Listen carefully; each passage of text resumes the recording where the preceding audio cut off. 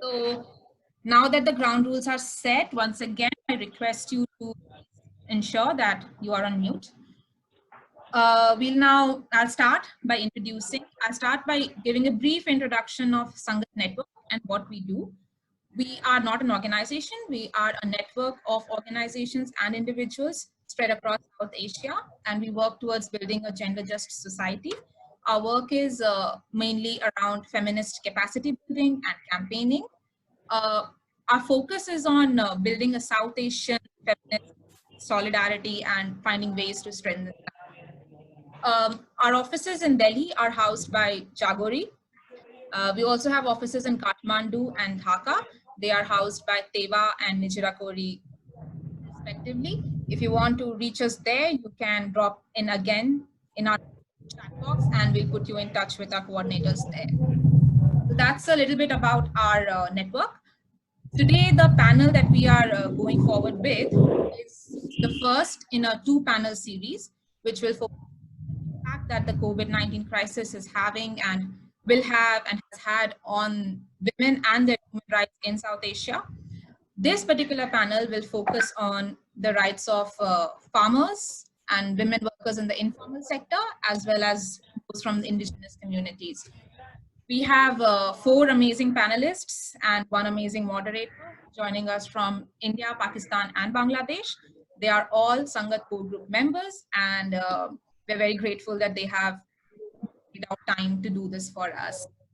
So welcome. I welcome all the panelists. So in the interest of saving time, I will give a very brief introduction of all these amazing women. You must check out their work more on the internet, because this introduction is going to be really brief. So I will start with the moderator for this session. Today's session will be moderated by Suneeta. She is an Indian feminist activist, and she has decades of experience working on the issues of women with several international organizations. She is the ex-director and currently the senior advisor to Jagori. Now I'll move on to the panelists. Like I said, very short introductions.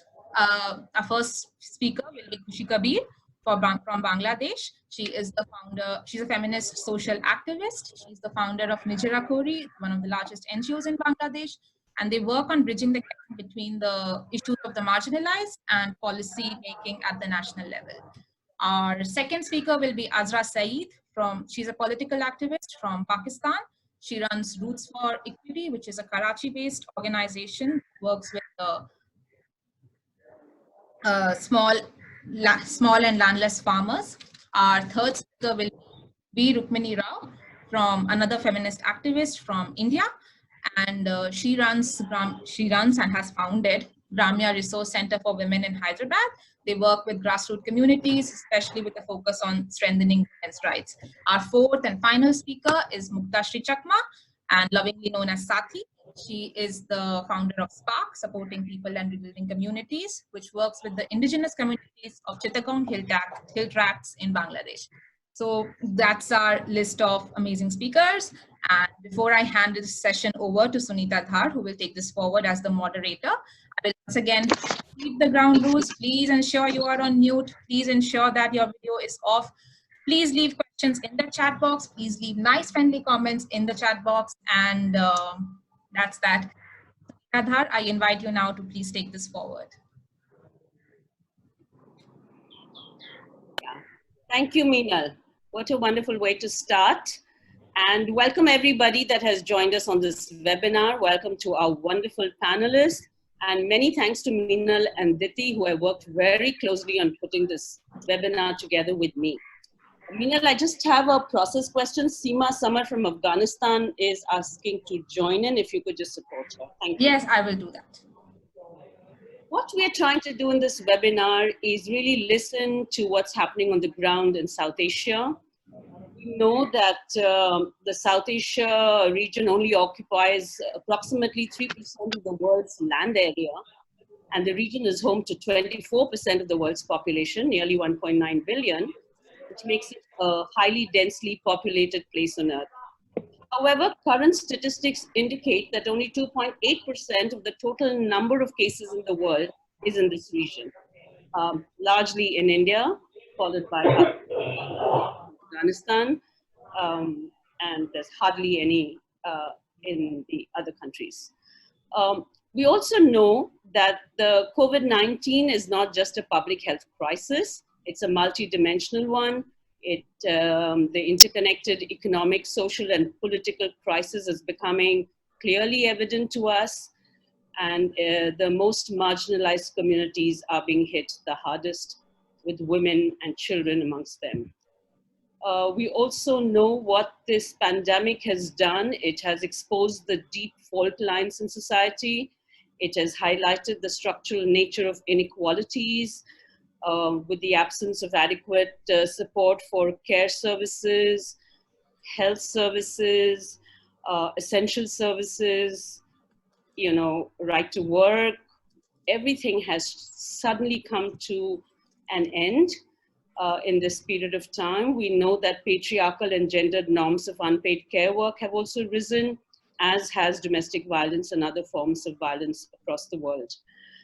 We're very concerned with what's happening to women's jobs and livelihoods, women in the rural tribal areas, women who are on contracts, wage laborers, and what it is doing to deepen their hunger and also resulting in debt crisis within communities and families.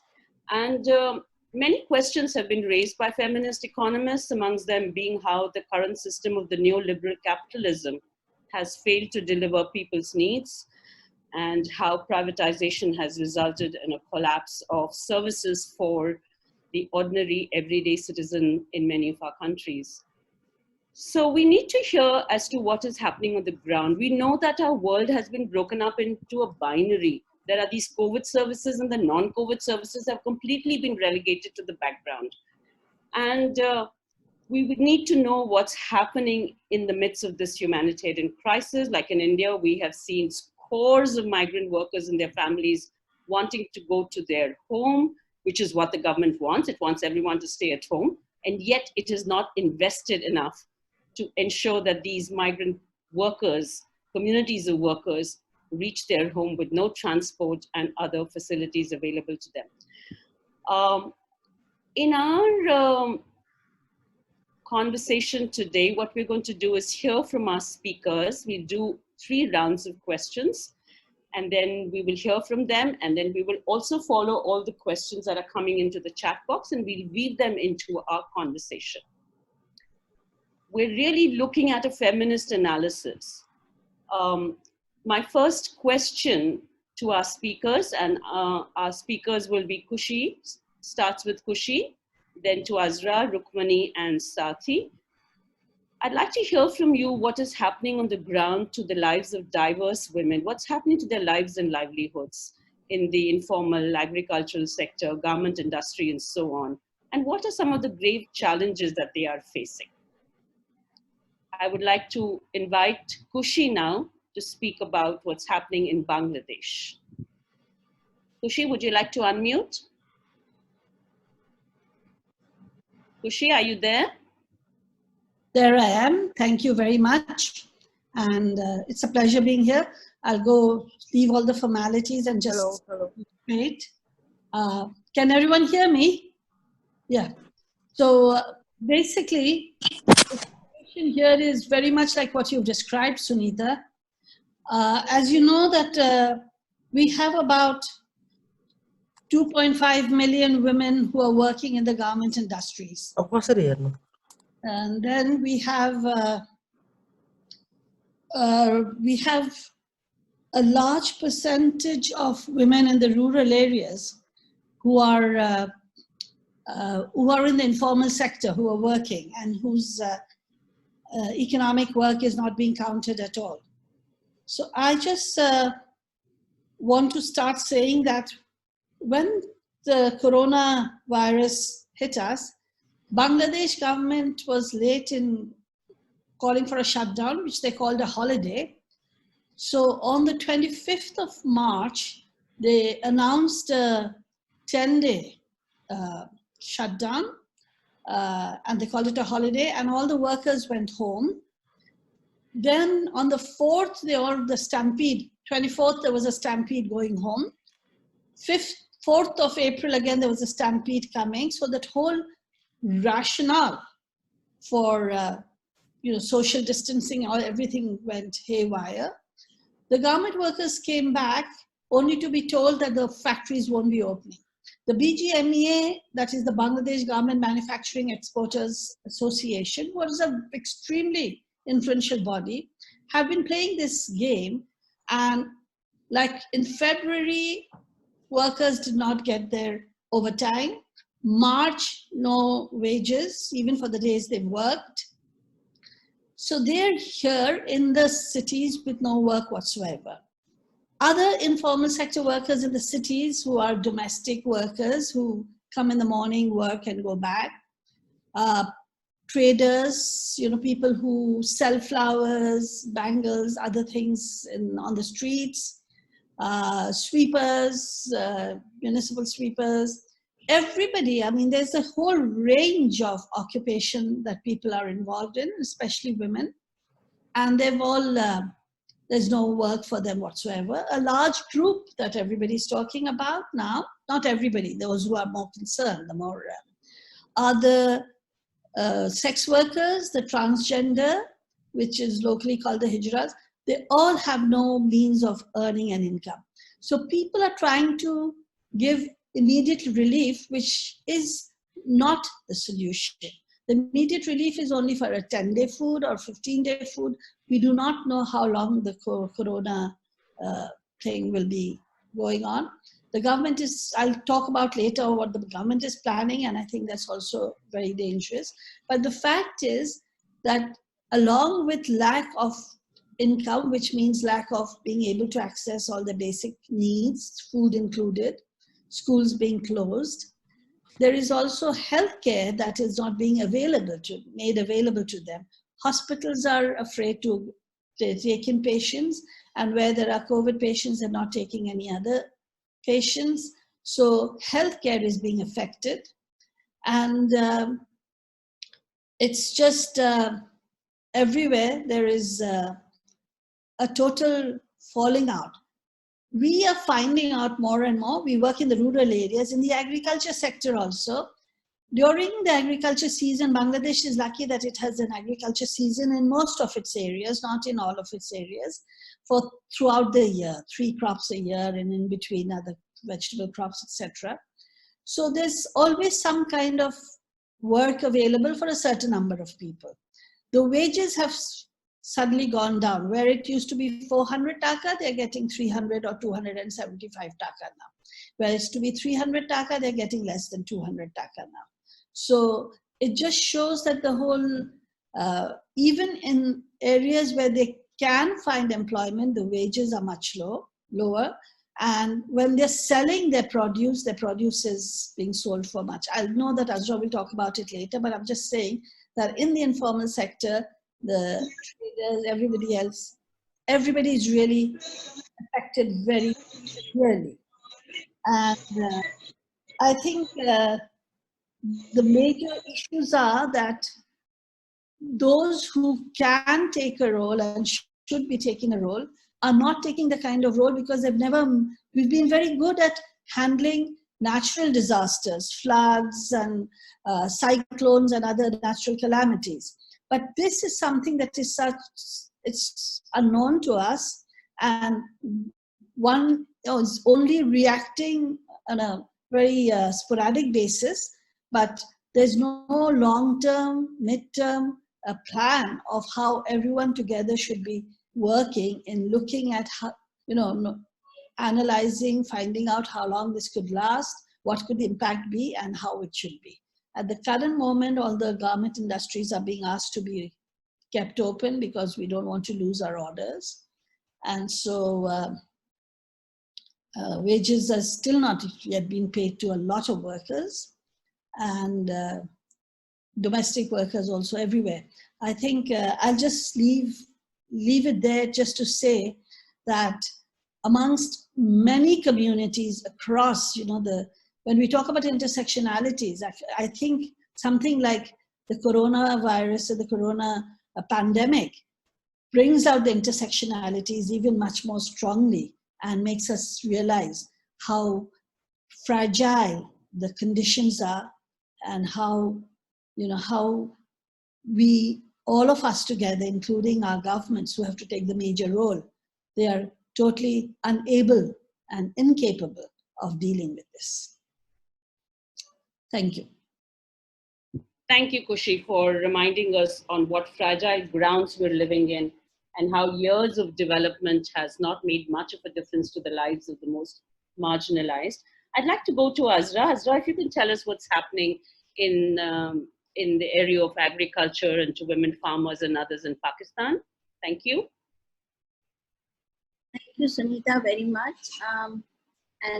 Thank you, of course, to Sangat for inviting me to speak on this very, very critical issue and areas. Well, I think what I would like to start with is to say that COVID-19 is really not the problem.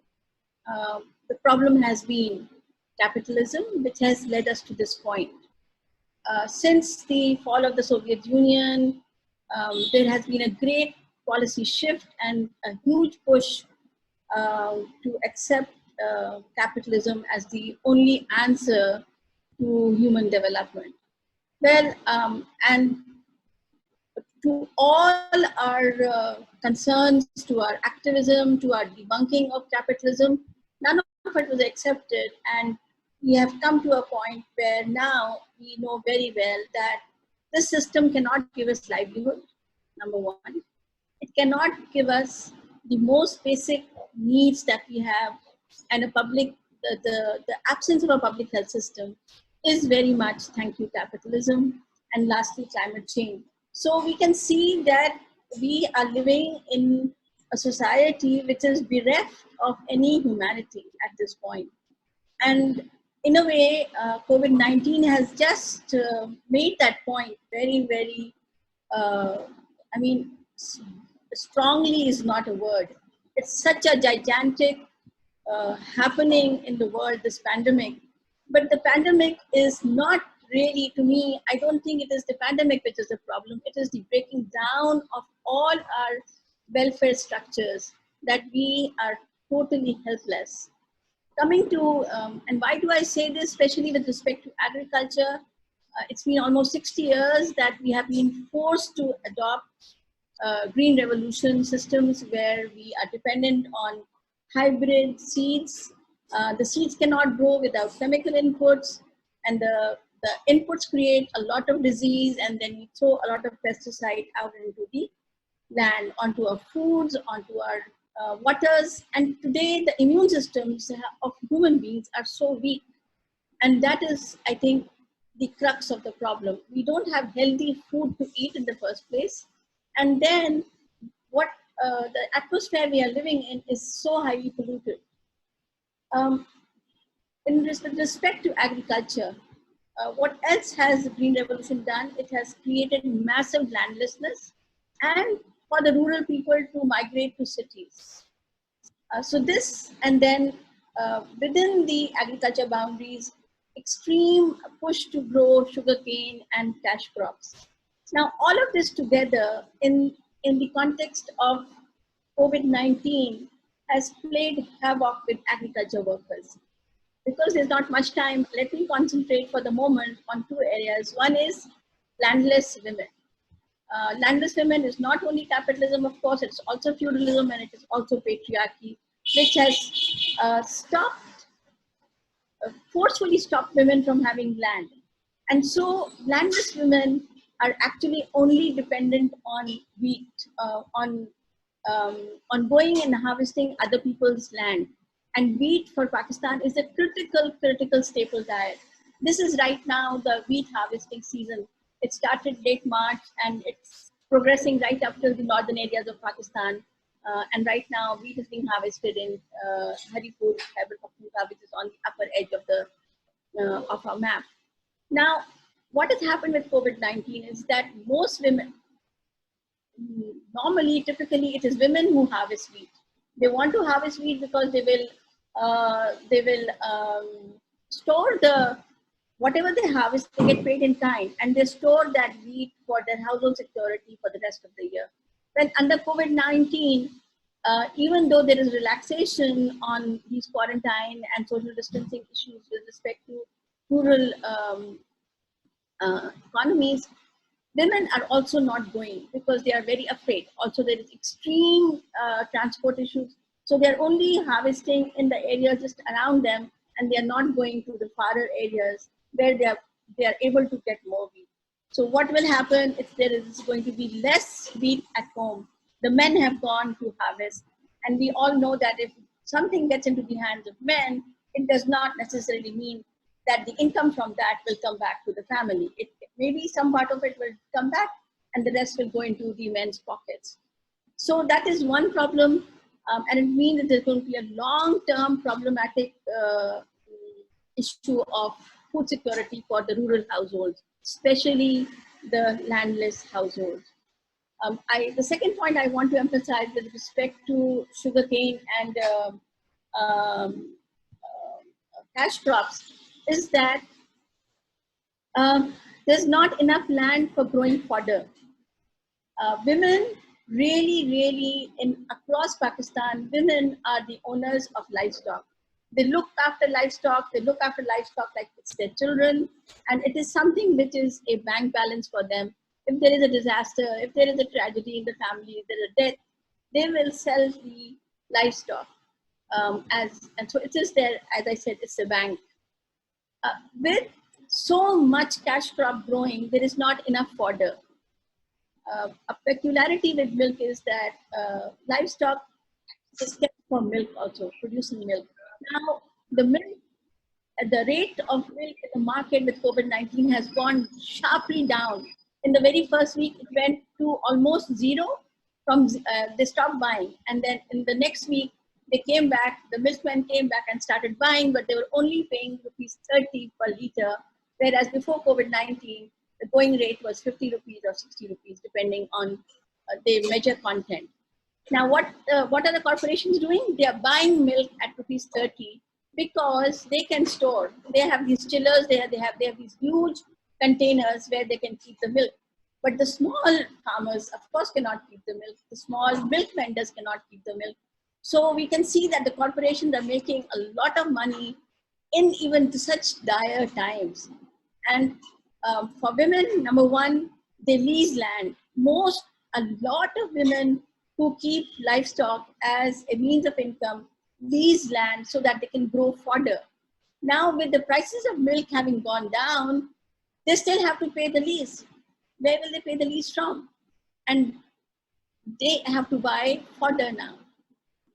And the fodder rates in the market have gone up sky high. So we are looking at double phenomena of lower milk prices and higher fodder prices. What will eventually happen is if they cannot maintain the animal, they will sell the animal. And if they sell their cows, their buffaloes, or their goats, it's a long-term livelihood source, and they cannot recoup that even once the COVID-19 has passed, because they will not have that kind of cash to go buy something for buffaloes are at least 1 lakh and cows like that. So the fear is that just because they cannot maintain the animal, they will sell the animal, and there goes their livelihood. Second, milk is also a much desired food product, especially for children. And if they sell the animal, they are not going to get it. I asked one of the women, why don't you make ghee out of it? Because you can store butter oil. And they said, we don't have that kind of money that we can keep the milk and do something like that, because the market for even ghee, we call it, buttermilk, butter oil. People are not buying. Everybody is in a very dangerous position. Everybody is facing loss of livelihood. So many people have been thrown out. Another point I want to make is that many of the women, large numbers of women over the years due to Green Revolution, have come from rural areas to the urban centers to work, and most of them work as domestic servants. Now, under COVID-19, with all this pressure on social distancing and quarantine and don't get anybody in the house, people have laid off domestic workers. And most of them are women from the rural areas. some very few people are paying them, even if they have asked them to not come to their homes, they're at least paying the wages. But for a vast majority, they have just laid off the women with no income support. I would like to emphasize that nearly all women who work in other people's homes, when they go back, they generally will have at least one meal to eat there and take some of the leftover back to their families. So the entire chain of food security has been broken for the most marginalized. This is, I think, the major thing which I want to say is this. And then manure, a very critical point, which is interwoven with livestock, is that women also keep animals for the manure, because most of the rural areas do not have sui gas to burn their stoves. And wood is also equally expensive. So they use the animal manure as fuel. I expect South Asians at least would know that. And so if they don't have the manure to cook meals, and they will have to buy wood or have to go in search of wood, that is an added burden, physical burden on the women, or an added economic burden, which means again that their security, their food security, is going to be extremely, extremely hampered. Azra, can we move on and take some of your points in the next round? That's okay with you? Yes. Yeah. Thank you so much, Azra, for reminding us this is not about COVID-19. It's about the structures of patriarchy, capitalism that underpin our societies, and the kind of agricultural policies that we have followed, as a result of which we have dispossessed our farmers, our laborers, our workers, and what's happening to them. May I now come to Rukmini? Rukmini, would you also like to tell us what's happening to women, what's happening to the rural women? Yeah, sure. Yeah. Thank you. Yes, I'll take off from what Azra has said, that within India also, the COVID has actually exposed all the fissures that are there in our society. It is showing up all the way the economy was being planned, that 40% of rural people should move to urban areas so that we have this capitalist plan of development. But now we see that though these workers, every worker who has come as a migrant worker is from the agriculture background.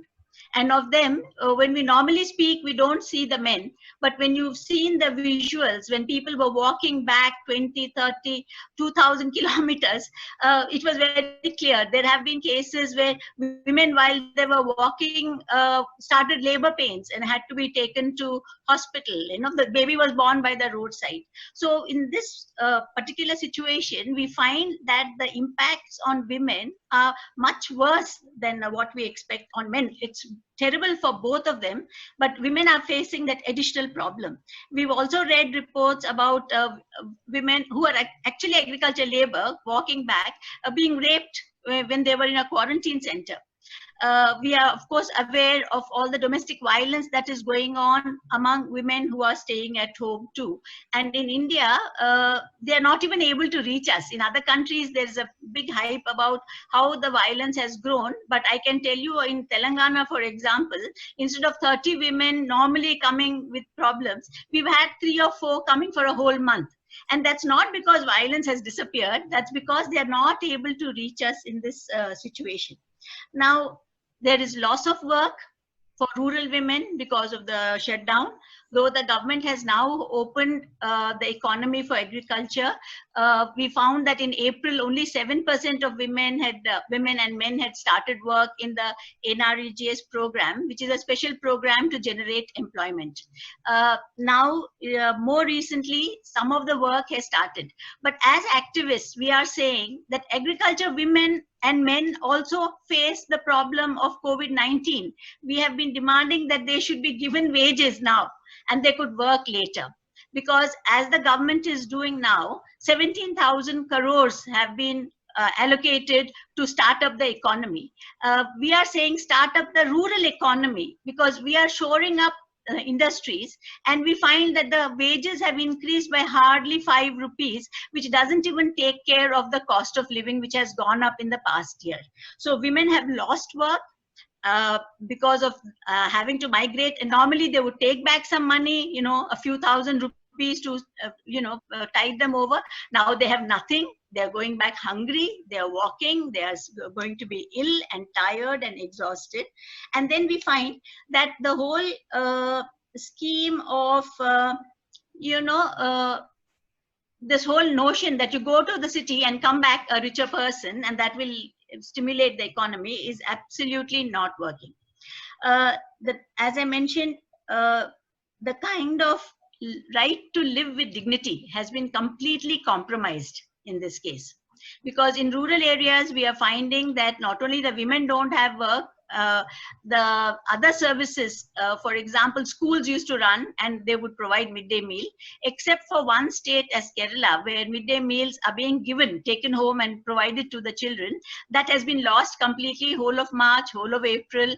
And in Telangana, at least in the ICDS centers, they are giving out the food which the children should be getting. So we find that children who are already extremely malnourished are going to be even more malnourished. And that is something which women have to live with on a day-to-day basis. Coming to specifically even more marginalized agriculture workers and women, we find that women farmers whose husbands have committed suicide are facing a lot of pushback, because our government, at least in our state, had said that they would give them 600,000 as compensation to rebuild their lives. These women have been waiting for a year and a half. Now we don't know how much longer they will have to wait. They have not got compensation. They do not have men in the house to help. They've had to sell their animals because they are not able to graze the animals, because she's become a single person family, and so then she's not able to graze animals. So she can't keep animals, she's selling them, she sold them. And we find that because she doesn't have animals, she has to hire in a tractor to till that 1 acre land which she still has left. And that is so expensive that she can't afford it anymore. So we find that the women agriculture workers are not able to get the resources that they need to rebuild their lives. And we have cases from the Makam network, for example, from Gujarat, from Anandi, where a woman who was separated from her husband, an agriculture worker, has been running from pillar to post to get that 500 rupees which was promised by the government. You know, she has been to 10 different people, 20 different times, local panchayat, husband, case. Anandi has helped her. At the end of it, she hasn't received her 500. So we find that women agriculture workers who have certain entitlements are totally without them. In my own area, we have found that women don't have ration cards even today. Families who go and live in Hyderabad for some time, their ration cards are cancelled. So they don't get access to their food. So we are supporting such families. So that has been one of the responses. Now, going one step further, you know, apart from agriculture workers, if we look at what is happening to indigenous people and their communities, we have found that because of the lockdown, the forest department has usurped powers which they don't really have and are stopping women from collecting minor forest produce. In Uttarakhand, in many parts of the country, when we started getting these reports, we have reacted and we have written to the government saying that this should not be stopped. In Andhra Pradesh state, in some parts of the country, they have revised the rates for minor forest produce. But what we find is there's nobody buying it. And if the rate is 30 rupees for mahua seeds for a kilo, they are still getting only 17 rupees, you know, which is pure cheating. So one thing that we find while theoretically we are under lockdown, we find that actually women and families are being forcibly displaced now. They're being pushed out of, when there's a dispute in the forest area, they're being told that this is not your land, get lost. And people can't even protest because we can't be there in person. And the only form of protest has been to write letters to, you know, keep moving with it. And Telangana women farmers pushed out because of displacement of irrigation projects. So we find that there's lockdown on one side, but when you see what's happening on the other, it is that people are suffering And the government has usurped powers and is using this lockdown as a means to actually do whatever it wants. A major issue with the indigenous people has been the whole question of giving okays and giving environmental clearances to big projects. We know that in this country, at least in India, there's a long history of people struggling against displacement and against foreign investment for mining, etc., which destroys communities. But today, under lockdown process, the government has come up with new norms, new rules, which will impact each and every person living in a community. So we find that this kind of juxtaposition of the fissures which our society has, where the poorest have been most marginalized, are further marginalized, and this lockdown situation where people cannot organize and mobilize is being used by government to actually push ahead with certain so-called reforms, which are actually anti-people. So to conclude, what I would like to say is the incomes of families have really gone down terribly. There is no income for several months.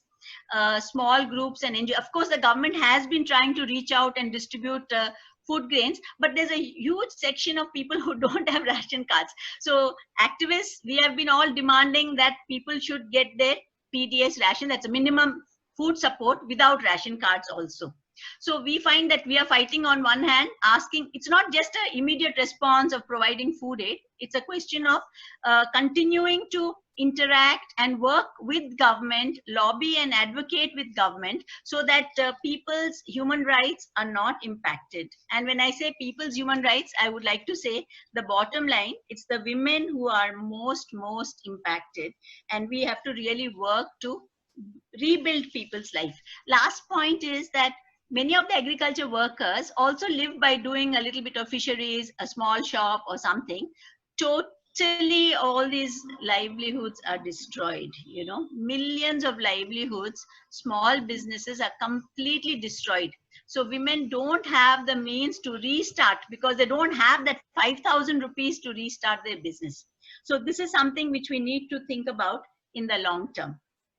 I'll stop now and we'll go ahead. Thank you, Rukmini. This was very painful to hear about what's happening deep down in the rural areas, and the dreams that have been sold to people about migrating to the big city and making a new life has all come to naught.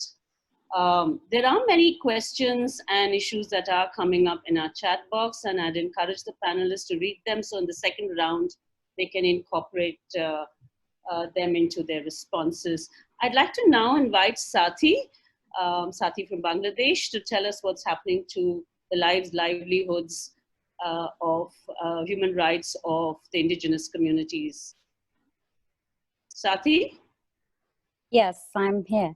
Thank you, Suneeta Di. I would actually firstly want to thank Rukmini Di for using the phrase, using the lockdown, and it is what happening even in Bangladesh as well. So we just today I saw a news where the land grabbing is happening again by the Bangladesh Armed Force in Chittagong Hill Tracts. They are settling the army camps in Chittagong Hill Tracts area, in one of the Chittagong Hill Tracts area. So even during the lockdown, these sort of human rights violation incidents are not, it didn't stop. And yes, we can't even gather for the protest because of this COVID-19 pandemic. Indigenous peoples are very much close to nature. We all know that their life and livelihoods are depends on nature mostly. But there is also a misunderstanding that the indigenous peoples are mostly hunters and gatherers, and they are also liable to destroy the biodiversity, wildlife, and natural environment. This is a very systematic misinformation, I would like to say, that has been spread for years throughout the textbook or in the other ways. But anyways, most of the indigenous women were connected to the agricultural work. So they were mostly connected to our traditional agricultural work, which we call Zoom cultivation. It's also known as shifting cultivation. But due to the land grabbing by the government, by the big companies, by the multinational companies, and now even by the charitable organization, we saw that there are a large amount of women who became workers in the garments factories, or they are working in the beauty parlor, or they are working as a domestic helpers, and that sort of in works. So after COVID-19 affected Bangladesh, what actually happened that most of the lowest level of the women who doesn't have land, who doesn't have access to land, or who can't even land the land from the landowner to cultivate their yearly crops, they are getting mostly affected by the COVID-19. But interestingly, few days ago, I was talking to a village, talking to some women of the villages, and I was trying to understand that what's the food security happening there. And they told me that they are not very worried about the food security now, because they mostly collected their day-to-day vegetable and other stuffs from the nearby hills or the close by lands that they cultivate. Anyways, I'm going to talk about the migrant workers. They are the local migrant workers who basically travel from the Chittagong Hill Tracts area, from their hometown to other town, and work in the garments factories or any other offices like beauty parlors or any other ways. So because Khushi Appa already talked about that there was a holiday was declared by the government, which is actually lockdown if you analyze it. So after that lockdown, many of the indigenous garments workers wanted to get back to their own hometown. And in one particular case in Khagrachori, last month, what happened that when they tried to go back to their home, they were beaten up by the law enforcement agency, by the armed force of Bangladesh. And fortunately, as the rights activists managed to create much hype in the social media, they were eventually permitted to get back to their families. But which is very frustrating when we see that in that same area, administration is actually helping the mainstream people, which are the majority people, to go back to their home. So in one land, there is one sort of treatment is going towards the indigenous migrant worker, to the tribal migrant worker, and there is another sort of treatment that is going towards the other sort of migrant workers. And so these migrant workers are obviously they are affected by the COVID-19, and the economy, their economy and their livelihood is getting very much affected. The middle class indigenous women, they are now burdened with more household works. And also our finding says that most of them now sort of like confused what to do with the man being all the time at the home. So there are, I didn't hear that much of domestic violence rise in the indigenous community because of the because of specifically COVID-19 situation. But we heard that marital rape rates gone higher, because it is also very sad that the men do not know any way to pass a quality time with their partners. So there are most of the time they are only, you know, only trying to have physical or sexual relationship with their wives, and because they are their wives, so they can't say no. So that's one of the findings that we got. There is another issue I want to highlight, that is about the religious leaders' role. So because most of the indigenous peoples are Buddhist, so religious leaders play a very strong role in the communities. And unfortunately, some of the religious leaders, they preached the village not to raise the livestock, because they interpreted the Buddhism that they can't kill the animals, so the livestock shouldn't be raised, and that sort of, in that way they interpreted the religion. So now when the virus affected the area, when the food are not that much available, these particular villages, they are actually losing their protein supplies because they stopped raising livestock in their families, and they completely became market dependent. So that's one of the findings that we also got. I think I will stop here now, and if there is any specific question, or if there is any other way that I can connect to the indigenous community, I will come back to you again. Thank you, Suneeta Di.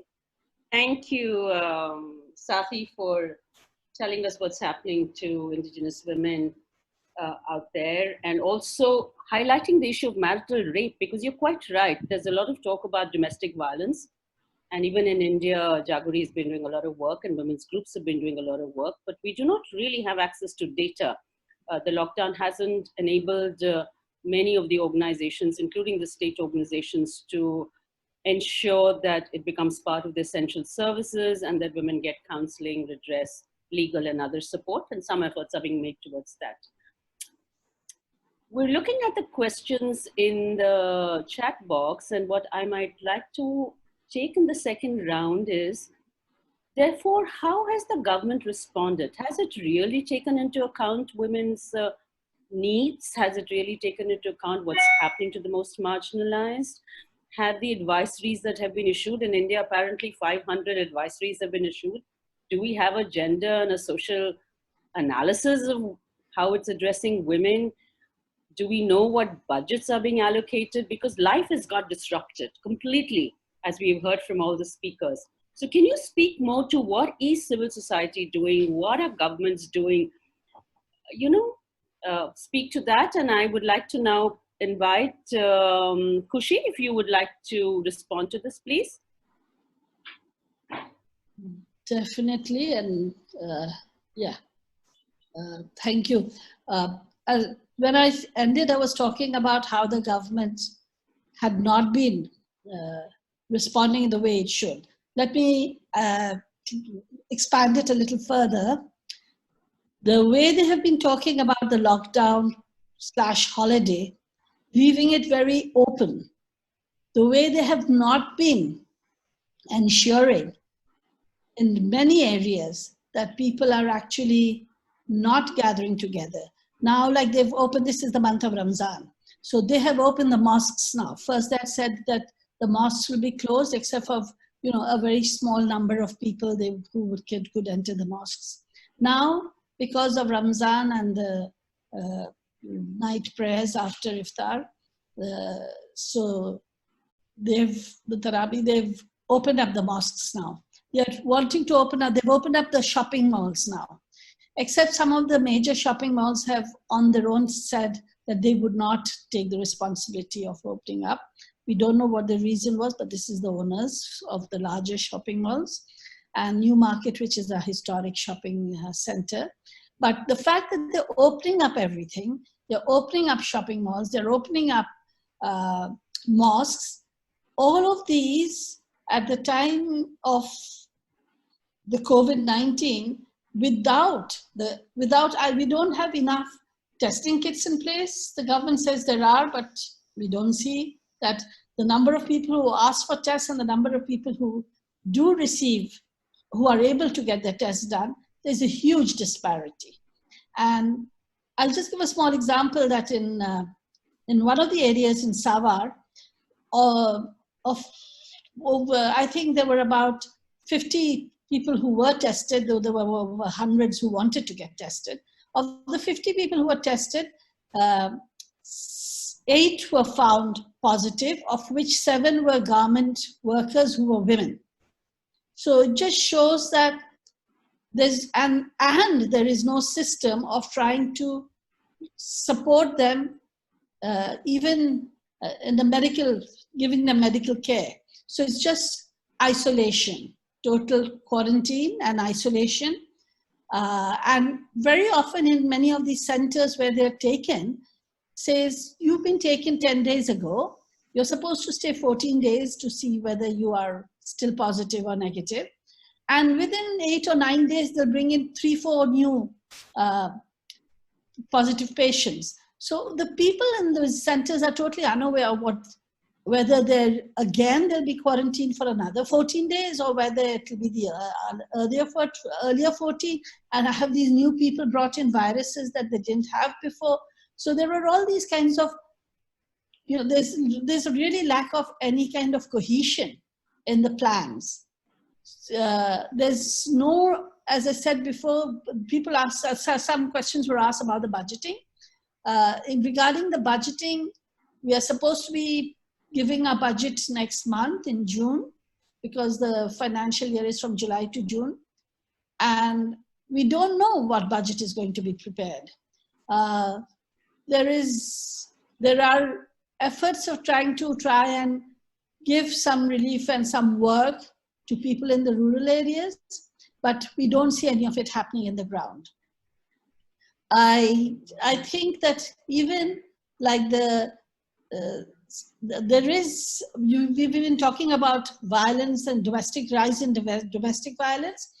In Jerakuri, the organization I'm with, we've opened up, helplines in all the areas and villages we work in, and for people to call when they want to. We've been finding informally from all the other NGOs and other organizations that work with people that domestic violence has risen quite a lot, including child marriage now, because there isn't that much people who know that the marriage is happening so quietly. Child marriages are taking place. An NGO in Bangladesh, Manusher Jono Foundation, that works through partners, did a study. It wasn't a study, but they took in information in the same way as we are taking information from our working areas. And they found that only with the partners they work with, there were 4,000 victims after a survey of about 17,000 people. So out of 17,000 people, if 4,000 women talk about increase in domestic violence, because the men are staying home now, and the men are sitting around and feeling, they're emasculated because their role as the bread earner, their role as the thing, and many of them used to be migrant workers in other towns, etc., who've just come back and feeling that they need to show their power. Sometimes it may be a lot of what they call in over here is a lot of arguments going on, and a lot of frustrations within the home, but which leads again to violence. So we see that violence is increasing as a result of this staying home and the lack of food and money, etc., coming in. And Can you talk about what's happening to women with disabilities, to trans and queer women, a little bit of light on what's happening to them? I'll just talk about one other point I want to raise is, that Bangladesh has, most of the Bangladeshi NGOs do a lot of microcredit and microfinancing. And through that microfinancing, many people like me are big critiques of the microfinance institutions, but many people have found positive results with it too. So whatever it is, it has led to people doing some kind of work, some being able to be self-employed in some way or the other, many of them, or invest that money in, whether it's the husbands who take the money and invest it, whatever. Now all these institutions need to pay their own staff their salaries, and they do that through the interests that every week, the repayments that are being paid on by the microfinance borrowers. So now the borrowers can't give back the money. So the NGOs are not being able to work like the kind of relief. Somebody asked a question if they could be used in providing some support. They can't provide the support because they don't have the money now anymore, because people can't pay back the microfinance. The dependency on the microfinance and the microfinance having lost everything and people not being able to pay is going to have much, much, much bigger repercussions later on. And people with disabilities, you know, who really are not able to find either to go on the street and ask for, stand in a queue and get the little relief that does come, to work, any kind of thing, they are most marginalized. There is groups here who are now working with LGBTQI groups, and they find that especially those who are traditionally in the South Asian subcontinent called the Hijras, who used to raise funds from either singing, dancing, or just taking money from shops or from cars or whatever. They can't go out anymore. They were often, some of them were sex workers too. So the sex workers, like the biggest brothel we have in Dolodia,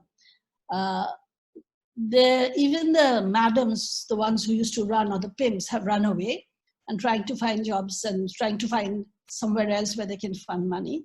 But they don't have any clients anymore. And they really have no money. Many of them are without food for a long, long time. So the sexual minorities as well as the sex workers are probably in the whole list of those who are most marginalized, come in as one of the most marginalized.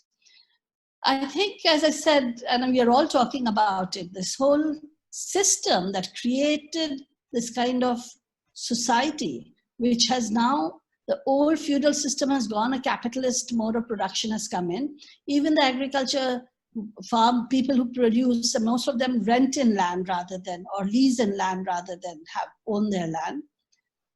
They are not being able to sell their produce, what they had produced before the pandemic hit us, but also what will the next, how will they produce, how will they work for the next harvest. The government is talking about giving money directly to the to the account of the farmers themselves, but who's going to make the list of farmers? And obviously in this patriarchal society, farmers mean men. So then how many of the women will be actually the ones actually who do a lot of the work will be getting any benefits from that?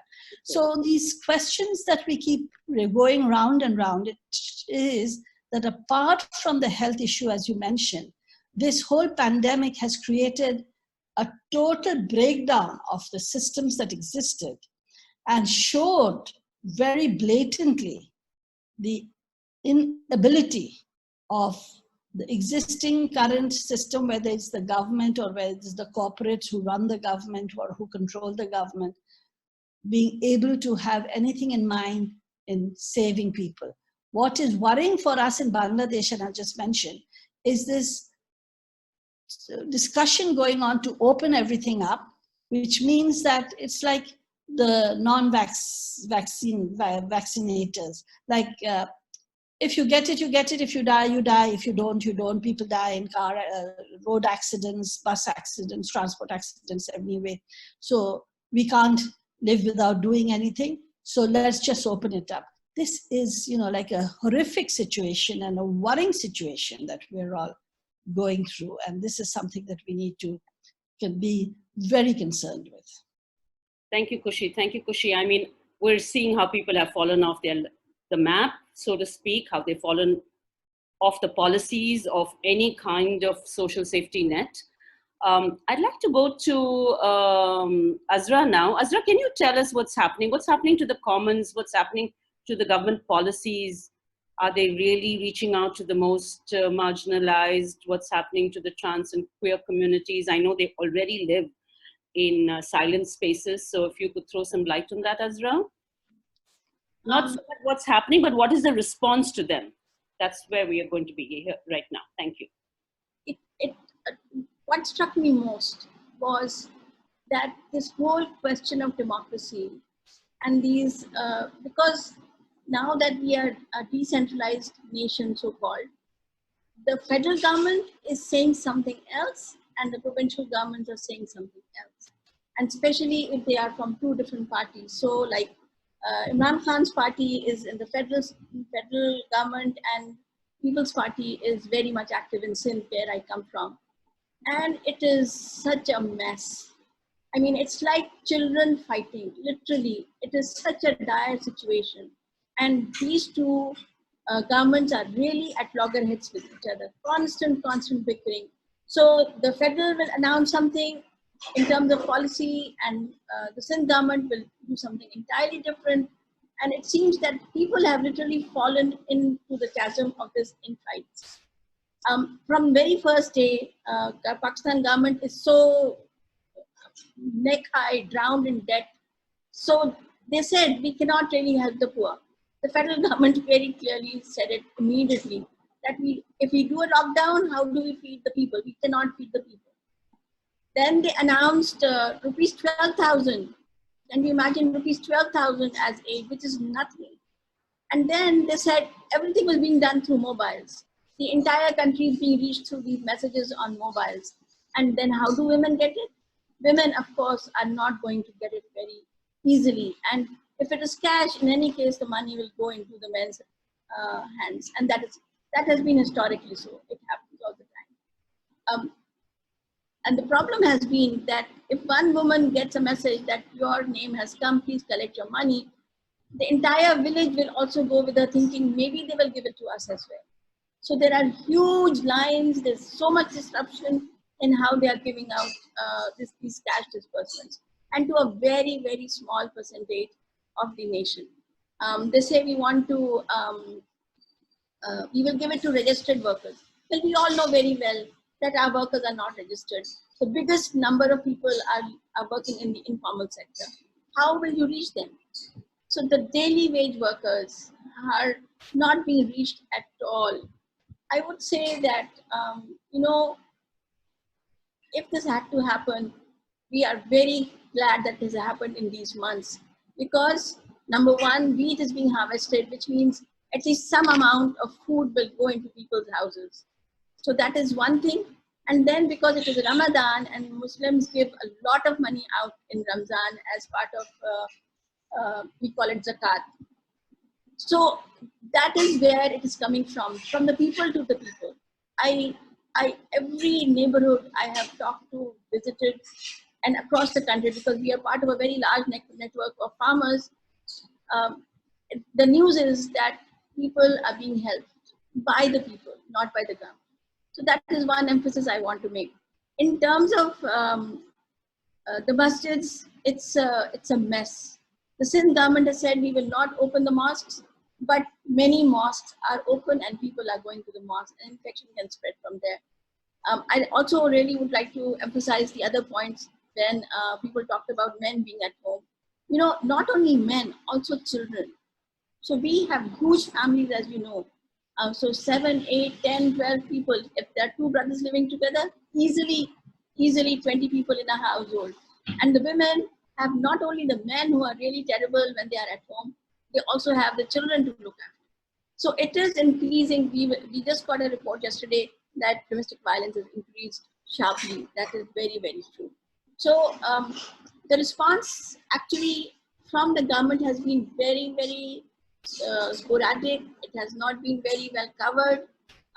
And although I would say that there is very little news of corruption, for a change, I don't think there has been a lot of, there has been, but not a lot of corruption. People were trying to keep cash, which was being given to the women. And when it got reported, the government did make immediate action and stopped it.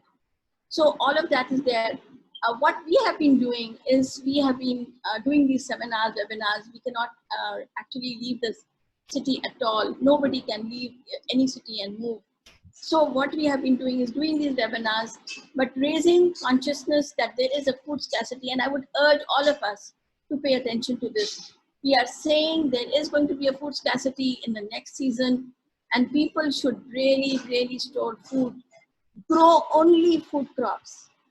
And one of the biggest worries in the 1918 epidemic, and then the famine in India before partition in 1800s, In China, people had literally, killed people to eat because so much scarcity of food. And that is one of the biggest worries that is now, it's up there on the horizon.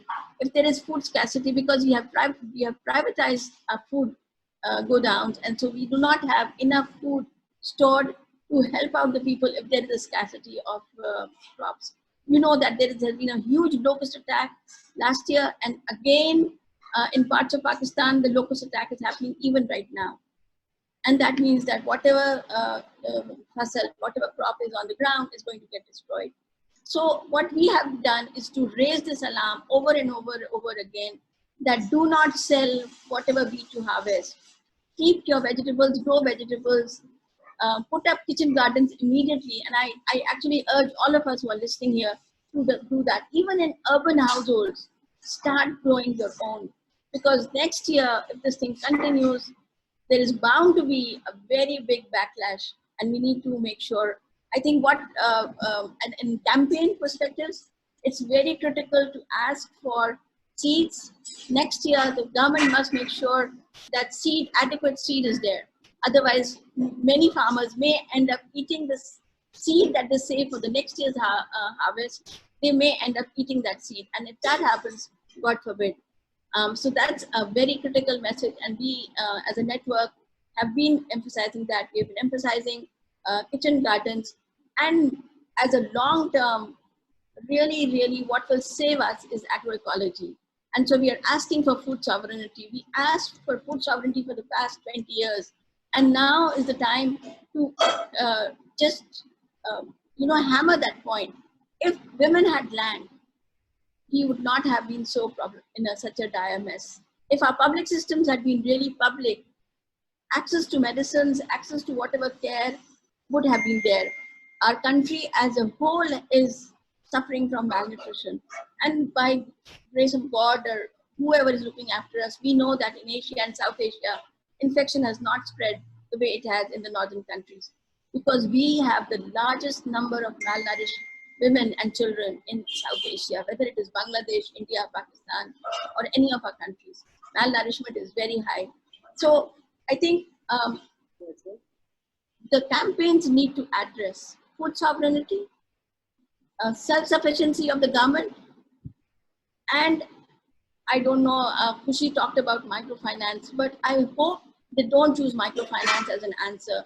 I wanted to say that all the women, the rural women, are at the same time home-based workers also. All of them do embroidery work, they create some kind of handicrafts. There's no market. Where do they sell all this? So, and if they have taken loans from the bloody microfinance people, they are in a very bad state. And during the super flood of 2010 in Pakistan, the government of Pakistan did not cancel the debts taken by the farmers. And I'm sure it will be the same here. So emphasis on food sovereignty as a long-term campaign is critical. Thank you, Azra. You have highlighted some brilliant points. We have all been talking about food sovereignty. We've been talking about women's ownership of land. We've been talking about autonomy.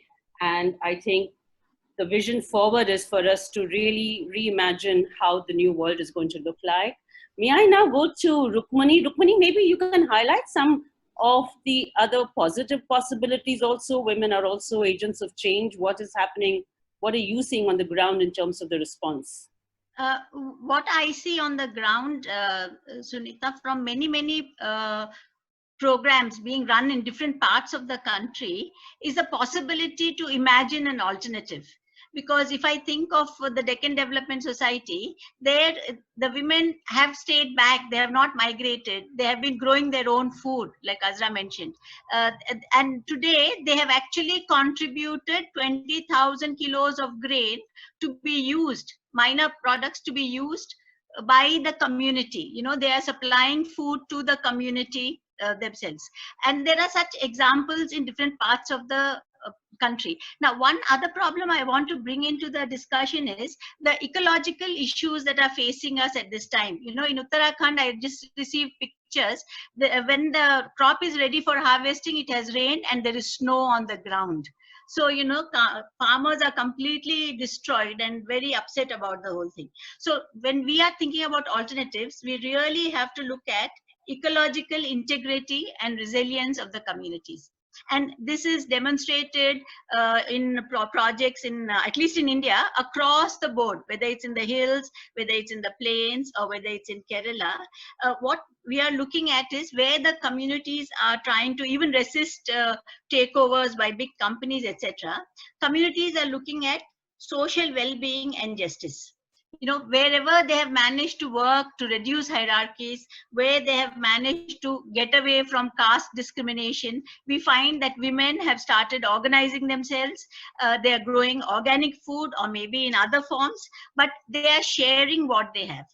They have been sharing not only among themselves. For example, in a district like Anantapur, which is dry and prone to drought 9 times out of 10, there are women there who have produced millets. And millets are kind of ecologically safe at this time and for the future. So these women have been actually selling their grains for cheap prices, or giving it for free to neighbors and to others in the community. So I feel that on the one hand, the government is pushing a kind of a model of development, but even in spite of that, in India today, we have 565 million lakh tons of grains. So we have more than 2.5 times of what we need. In spite of that, people have been hungry. Now, the reason for that is because it's centralized and it's centrally controlled. If it was in our community, if it was in our panchayat, then we would be able to demand, we would be able to organize, and we would be able to access food for ourselves. So I think one principle we have to work on in the coming months and years is direct democracy or delegated democracy to the extent possible. We really need to do that. And then coming to markets, how do we organize the markets? One of the principles which Deccan Development Society has used is it's control of markets, because usually market control takes away money from women. Even today, when I spoke to one of the women farmers, she was saying, she didn't say, I want a loan, I want this or that. She said, let the government tell me what price they will pay for my dal. Because last year they asked me to grow chili, and the prices crashed after she grew the chili, completely. So she ended up with a huge debt of 80,000 rupees for that 1 acre of chili that she had grown. And she is saying, why is our country importing dals and other food from other countries when we can grow ourselves? So we find the situation in the country where the government is willing to pay foreign farmers better prices, higher prices, because of the WTO, etc. regimes. And we are not willing to pay our own farmers the same price. So I think when we are mobilized and organized as women in collectives in our own areas, we can show that we can do things differently and take control of our lives. We have Anandi, we have Deccan Development Society, we have Timbuktu Collective, we have the Kudumbashree program, which is a fantastic program because it shows how initiatives by NGOs, learning from there, and upscaling by the government using these principles can actually make a big difference to women. And we know that today Kerala is the one state which has managed to control the COVID outbreak. The reason is because they have always invested in healthcare much more than any other part of the country. So I think we have to walk on 2 feet. One hand, continue to develop our own alternatives wherever and however possible, continue with what we are doing. And then at the same time, continue our advocacy with the government, because I think while the government has come out with many advisories in the lockdown period, I think NGOs, civil societies have sent them hundreds of demands. Sometimes couched as a demand, sometimes as a request to the Prime Minister, sometimes to the ministries, for example, when tribal people were being pushed out, so groups. So we have to continue our work with mobilizing and demanding. And that brings us to really our situation as feminist activists, because what we are finding is that we have to be effective, we have to work along with the people's movements. And we have to build our people's movements. So people's movements with a feminist lens, I think that is what will make a difference in the long term. And I think it's possible. In many places we are doing similar activities. So I think we really need to push change the government change the model. Which, the government for years has been pretending that this kind of capitalist development, pushing people to the cities, will make a difference. But this pandemic has exposed, banda pura fash ho gaya hai, parda fash ho gaya hai. It just simply doesn't work like this. So we have to continue with what we are doing, not lose hope, get our own resources, demand resources, get a better share of the public monies. Because today it's only industrialists who are asking for more. They want this, they want that, and they are being given. So why are poor women not being given money to rebuild their businesses? That's a kind of question which we need to continuously ask. Thank you. Thank you very much, because I think what we need to do and what is being reaffirmed by all of you is that we really need to relook the development paradigm. No longer can the world be the way it has been, based on patriarchal capitalist models. We need to build cross-movement solidarity. The feminist alternatives that have been created across South Asia region, across the world, have to be center stage. They need to get the resources. They can be upscaled, and it is them that are showing the way forward. Can I hear from you, Sathi? What is some of the response that you have seen on the ground that has both challenges and is also positive in its own way? Sathi? Yeah, so some of the responses, firstly, that the government response is there, but it's mostly COVID-19 19 related. So it's not like they are more aware of how the infection rate can go down, or who is coming home, who is in the quarantine or not. That sort of ways, that sort of approaches they are taking in some of the areas of Chittagong Hill Tracts. They already coordinated their works with the youth organization, with the CSO and the NGOs, and they are helping there. But most importantly, I would like to highlight that the youth organization that came out in responding this situation is really amazing, because they actually had very minimum resources. They gathered they just gathered in a friends group, and they thought that they need to protect their town, they need to protect their districts. That's how the youth organizations are working. I saw a question in the message box which is also asking that, in the remote area, that the women are getting much more affected, so how we should reach out to them. I think all the panelists as well highlighted this, that when we heard the word resource, it's mostly like the NGOs donation that are going on, or the CSOs donations are going on, or the donors fund that are coming. That sort of like became the synonyms of the resource. But to me, that the way the CHT work, it's like gathering the resource from the community and helping each other with those resources. It not has to be necessarily always the money. So some of the areas that are being affected, because it's now harvesting time, they can't hire the laborers to cut the crops, and many of the villages also come out with the solution that that the villagers will take turns in cutting the crops of the other people in the villages. So I think those sort of creative ways to respond in this pandemic, we need to find out. Also, another issue that I want to highlight, that when we talk about responses, it's all about food. It's all about, that the daily necessity or the illness that is happening, which are obviously very important issues, and we need to look into those issues. But most of the time, we forget about the women's health. It's especially about their menstrual hygienes and that sort of stuff.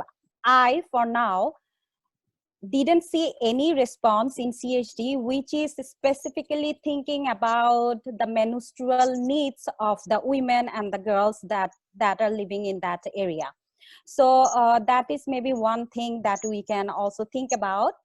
Regarding the women's health, women's mental health, again, very important, but that issues are also being dealt by the NGOs, civil society organization. We didn't see any sort of initiative taken by the government on these issues. Thank you, Suneeta. Thank you, Sathi. Thank you very much. And thank you to all of you. What I might do now, it's 5:25 and we've had a very vibrant set of activists, colleagues who've joined us from across the world, who've asked a lot of questions, some of which you have responded to, some which we may still want to focus upon. May I call Meenal? Meenal, do you want to kind of highlight some of the issues that, because I have also not been able to keep track since it's been going so fast. Are there some questions that we might want to put to the speakers? Yes, I think in particular, there has been a very vibrant discussion on the chat group around access to reproductive healthcare services for women. So I think that is something that the panelists, especially, and there has been recently a special question addressed to Pakistan, and if we can hear about if there are, like, if there are any impediments to access in reproductive healthcare services that women may be facing there. And we've heard already from some people in India about that women are being turned away from healthcare centers, and contraception is not available easily. So if from all panelists, if there is something that, if they could discuss that, that would be something. Thank you, Meenal. If any one of you wants to take it in a minute or so, just respond to some of these questions, and then we can go on to closing statements. And I'll just start in a little. Yes, please. Yes. I think I've been seeing some of the chats on the reproductive health and women's reproductive health and the whole menstrual cycle side also. And this is something which has affected most of the rural women, not just rural women, even women living in the margins in the cities, in the slums, etc. Their access to their reproductive health is completely disappeared now, because everything is geared around your basic other health needs are also not being looked after. So forget women's reproductive, which has always been at the bottom of the list. Contraception is not available anymore. So there's going to be that's something that's really worrying. That's what I find. Now, we work with about 200,000 men and women across the country, and which is not very much, of which the majority are women. They've done the same things that the others have described, formed self-help groups, looked after the entire community, not just their groups, but the entire village, on how to deal with all these issues. But I think what we need to do is really start thinking seriously and very clearly on with the feminist lens, critiquing, because I don't think any of the governments or anybody else is looking at what do we think should be the alternatives, if against the kind of the capitalist patriarchal mode of production and system that has been taken for granted. It has failed. Environmentally, ecologically, it's destroyed the earth. It's destroyed people's lives. It's destroyed people's relationships. And I think that that has an impact on every level. Certain groups have looked after themselves, like many of our Sangat alumni who have been, who are aligned to or work with or supportive of the LGBTQI groups. They've started working in different areas, but these are all drops in the ocean.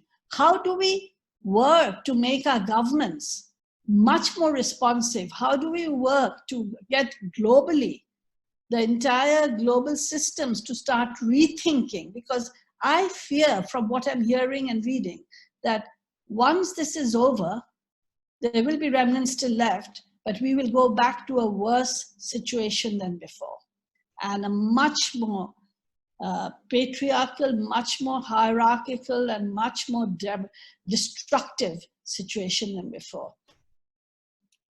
Suneeta, I just want to add one point with Khushi Appa. That is, yes, that is very, SRHR health or the health issue is very much lower in the ladder. But also the people who are working in that area, how far we are using our feminist lens, that question needs to be asked as well. When I talk about the menstrual hygiene, most of the people always jump into, delivering the sanitary pads and other things. But if I analyze that issue as well from a feminist lens, those sanitary pads are really, really not environment friendly. And the way that the way that our mothers or grandmother used to take care of menstrual hygiene, maybe this is the time that we go back to, because this is also the time when the Mother Earth is giving us a message that we have done serious wrong with the Mother Earth, right? So we all have our carbon prints and everything. So whatever steps we are taking as a feminist, we need to reflect again that how far feminists they are actually. Very important points, really. I mean, all of us have really taken so much for granted. Azra, can I hear from you? Azra Rukmini, is there anything that you would like to respond to? Yes, what I would like to say, Suneeta, is that we cannot afford to be pessimistic about the future. I think we have to be realistic. Yes, this government is trying to screw women, but can we do something about it? Because we are not going to, Indian women are not willing to lay themselves down and die, we are willing to stand up and fight. So I think what we have learned in these last few weeks is how to align ourselves with different groups, how to work more closely, because working alone with my own small NGO, I was able to reach out to 1,000, 1,200 people with providing food aid, started actually with individuals. What I want to emphasize is that the struggle always starts with individuals. This help that is coming from NGOs, from donor agencies, has come in the second and third phase. It's individuals who immediately reacted, came together and started acting. So we need to work together. We need to go step by step. We need to force the government to rethink what they are doing in whatever way possible. And we need to rebuild our collectives. I think we need to continue to rebuild our collectives and to continue to demand accountability from our government. So I would like to end with that we have to keep up the struggle, and that's the only way forward. And demand accountability. I think that's a very critical question, because we can't let democracy go to the winds. We know the kind of authoritarianism that is creeping in, the surveillance that is creeping in, and we know that many people are yearning to go back to some normal that was there in the past, but we're not going to be able to go back to that normal. Azra, would you like to answer the question? I don't know if I can answer. I really don't know about reproductive health at all, but there is a total breakdown of services. So I really doubt if women can access reproductive health issues outside the villages where they are. But what I would like to say, I want to echo Rukmini. I think this has been a very great opportunity for people like us who have been advocating for national sovereignty, who have been asking for genuine democracy, where we have been telling everybody that we cannot at all depend on outside sources for our own well-being. And the breakdown of the public health system, I think, has hammered the point that we need to have centralized public social protection on many accounts, on education, on health, on shelter, especially on food. I mean, to me, it seems that I know it's going to be very bad. Livelihoods are going to be terribly impacted. And when livelihood goes, of course, violence against women just goes haywire. All of that will happen. But it is really up to us. I think what we have fought for the past 30 years, 20 years, has now boiled down to this. And it has shown very clearly that capitalism is nothing but a bag full of snakes. And so to me, I think the call for food sovereignty, for self-sufficiency, for growing local, for growing agroecologically, all of that has come true. It is up to us, and people are listening right now. People are really listening. Now it has come to this, that they know that if there is no food being grown at home, they are not going to get it anywhere. The Americans are going to try and dump all their bad food into our markets. It's a fight once again, but with a lot of vigor. Because I think what we have gone through in these past 2 months, 3 months has been horrible, has been terribly horrible. And our governments, unfortunately, are horrible as it is. And this will only make them more horrible. But I think we will have more people behind us than we had before. And there is now real, genuine understanding of what does it mean to be a sovereign state. So I feel very, very positive, and I feel that everything we have talked about is now in their faces. And so I am all ready to go and fight as soon as this lockdown is over. Thank you. Thank you, Azra, for bringing us back to the core of what we feminists believe in.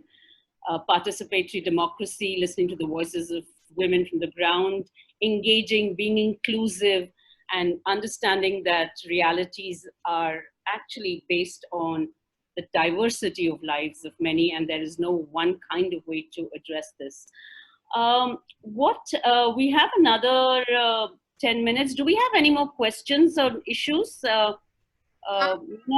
If the panelists, I mean, there is a question which I think would be useful for the panelists also around addressing the issues of LGBTQ women, especially those who exist at the intersection of several marginalities. So if any of the panelists have any experience, I mean, Rukmini ji has already answered with her work with trans women. So if anybody else also, and Rukmini ji also, if she wants to elaborate on that, because then their issues will be a little more heightened and their issues will be exacerbated right now. So, yeah. I'm a little hesitant to speak on their behalf. It would have been best if somebody from the group came forward and spoke about it.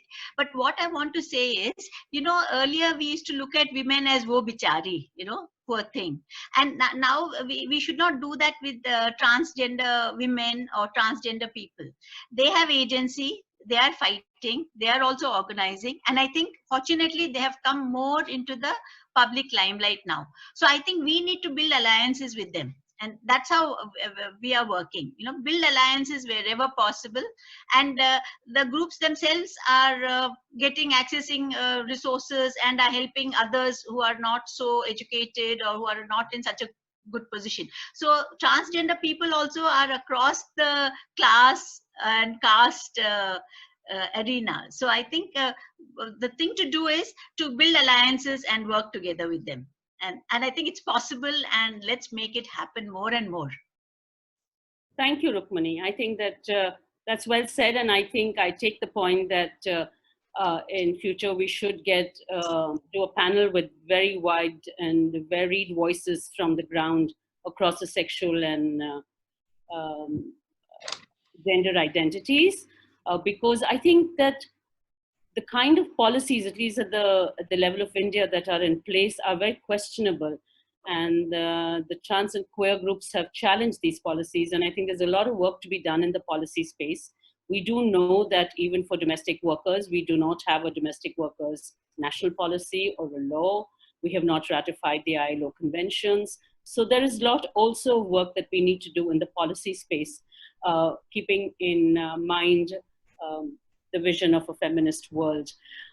I also want to share with everyone that you may have read this article by Arundhati Roy, where she has written very beautifully about the virus being a portal and how pandemics have forced human beings to break with the past and imagine a different worldview. And I think that's the intersection at which we are today. And the points that the speakers have made with regard to the point that we have left a lot of thinking, a lot of issues behind. We have not addressed them in the kind of world that was being built.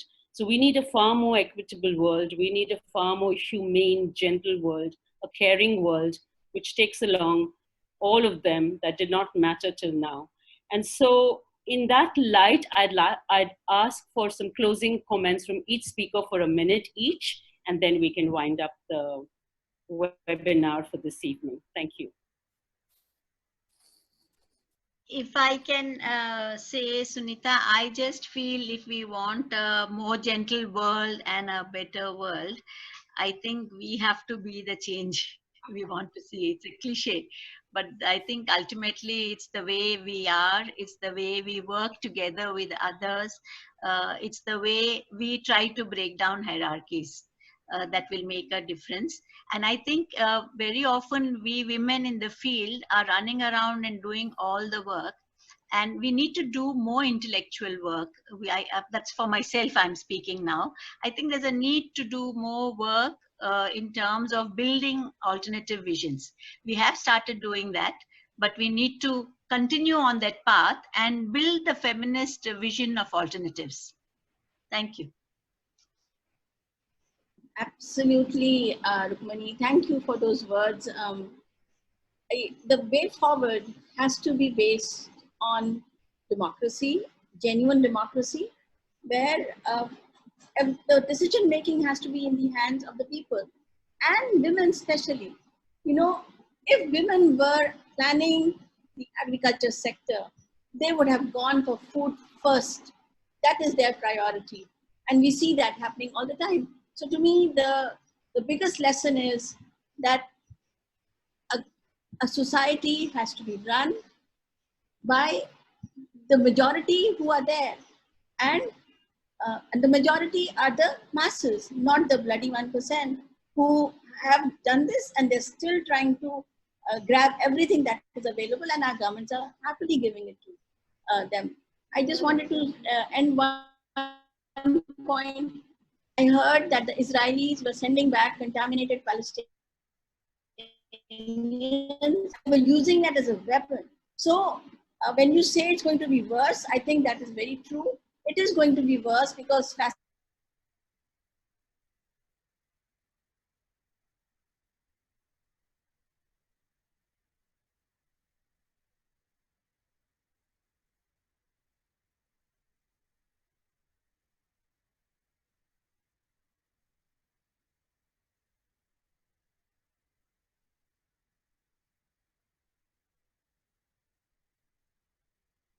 so I end with that.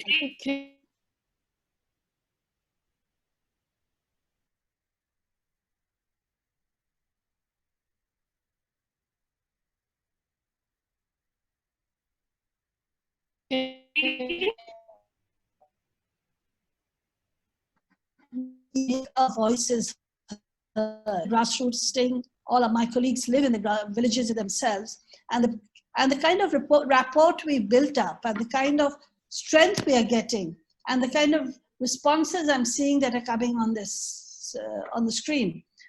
It makes it very urgent that we do the linking through which we can then decide on what the policy should be.